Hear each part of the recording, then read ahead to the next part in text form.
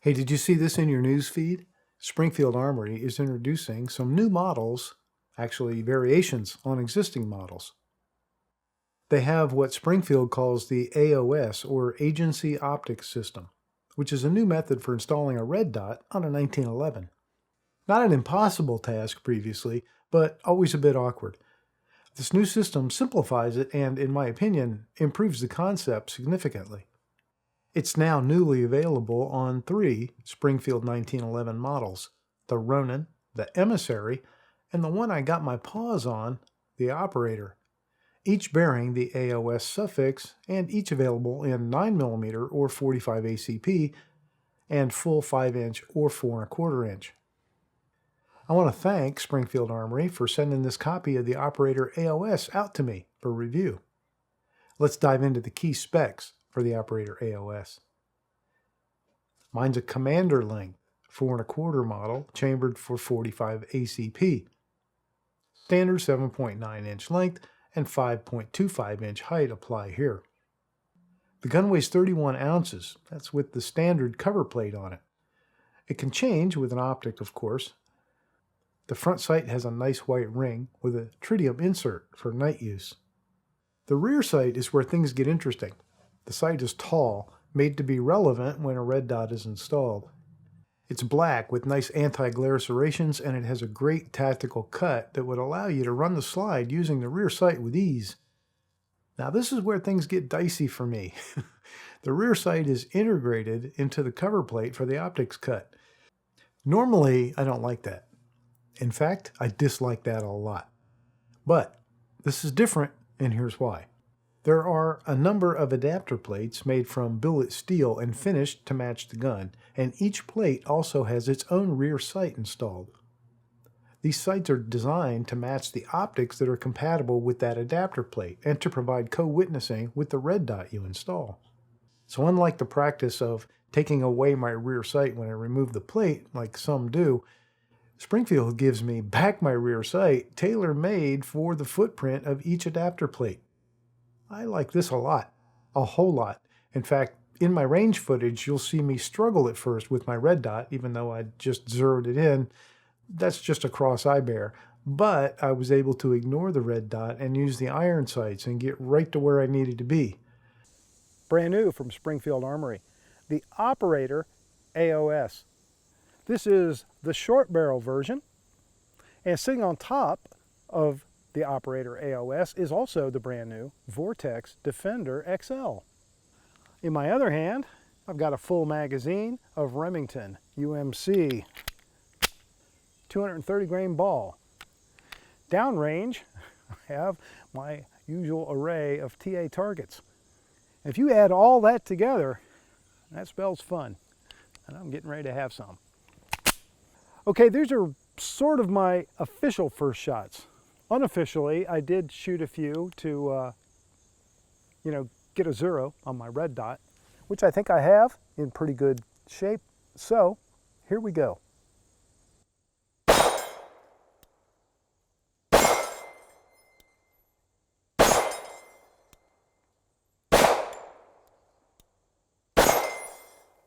Well, I thought I had a 0. It looked good on paper.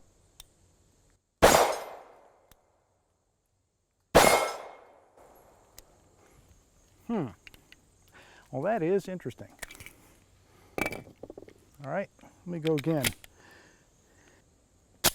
All right, I'm going to ignore the red dot for a second because the beauty is this does co-witness.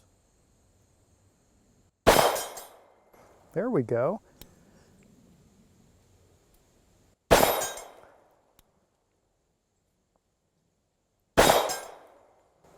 All right, so I think I had a little operator error on my sight placement. I just had a bad angle on it. And the thing is, red dots are parallax free, but it doesn't mean the angle doesn't count. Now that I think I've got my How to Aim a Gun 101 down. Let me continue on.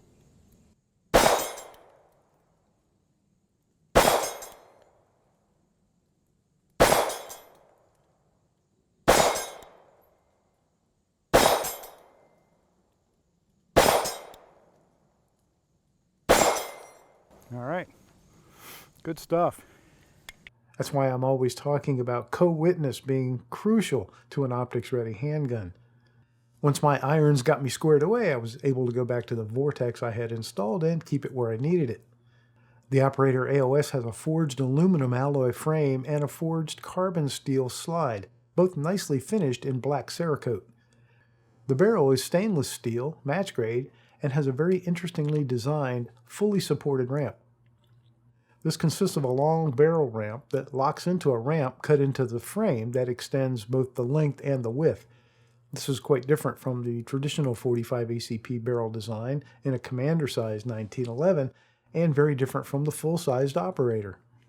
Because the stroke of the commander-sized 1911 can be so much shorter, it appears the engineers at Springfield have worked out this ramp system to help combat that limitation. Let's talk a little bit more about the adapter plates. The agency optics system on this Operator is the same as the one on the Prodigy. The 4 plates included provide access to dozens of optics and models, and Springfield provides a full list of compatibility. They even tell you which optics won't allow the rear sights to see through or co-witness, and the last I looked, there were only 2. As mentioned, the plates are steel and they're milled from billet. The cut in the slide has a bit of a dovetail on the rear which locks that plate into position. A well-labeled assortment of screws is also provided. Just match the plate number to the optic that you want to install and you're ready to go.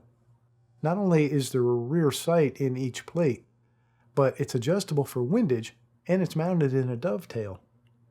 It means down the road you could swap it out if you wanted to. It's future-proof. I tested it with and without a red dot mounted, but mostly with. Let me take a minute to mention the optics since it's also a new product. It's the Vortex Defender XL.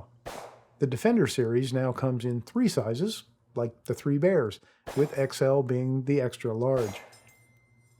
I ran this optic on the Echelon for a while, and when I got a copy of the new Operator AOS, I moved it over. It was supposed to be cloudy today. It's a nice warm summer day. It was supposed to be mostly cloudy. I like mostly cloudy. In fact, I like all the way cloudy. Cloudy as it can get without actually raining, that's my favorite. But no, it is bright blue sky and bright sun. Who do I see about that?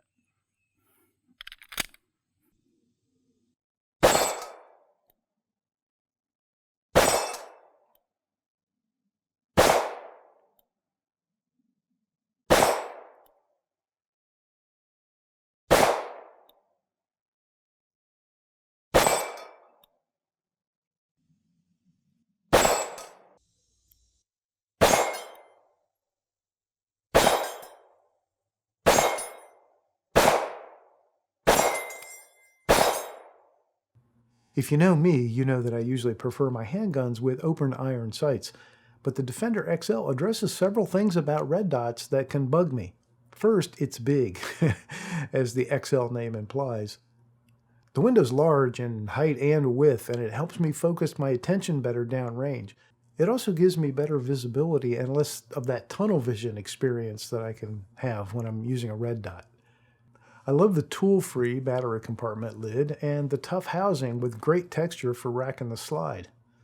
At first I thought it looked a bit like someone bringing home a new mattress with a Mini Cooper, but it's really no wider than the grip panels are from side to side on the 1911. So thumbs up for the Vortex Defender XL. The 1911 ejection port and breech face were never designed to have a glass optic directly above and behind, and it does get dirty. But a quick wipe every few magazines are enough to keep it just fine. In every other way, the Operator AOS is still the Springfield Armory Operator. The controls are all very good with a nice crisp ambidextrous safety, nice trigger with an over travel adjustment, and a good set of G10 grips. I shot a couple of rested groups at 15 yards using some top-shelf self-defense ammo, including plus P. I'm always the weak link here, but even so, it did great. No reason to doubt the inherent accuracy of this gun.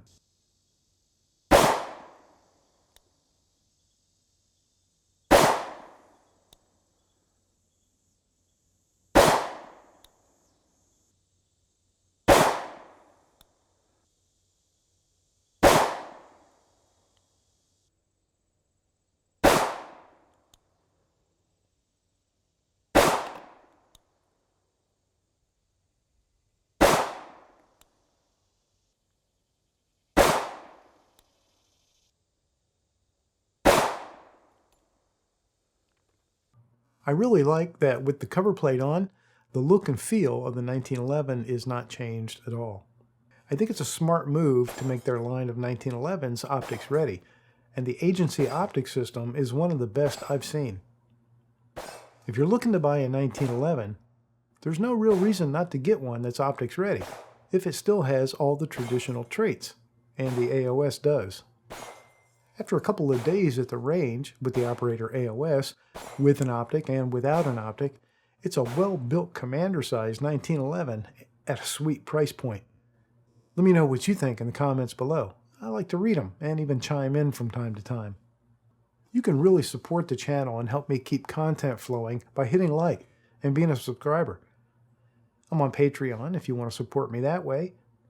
Look in the description of this video and you'll see several discount codes and affiliate links. You can save significant money on products that I use and recommend. It's another good way to help the channel out too. And if you think this video was especially helpful to you, or you just want to say thanks, there's a button for that right below the video for YouTube thanks. It's like leaving a tip if you think you got good service. This is just an opinion. Thanks for watching.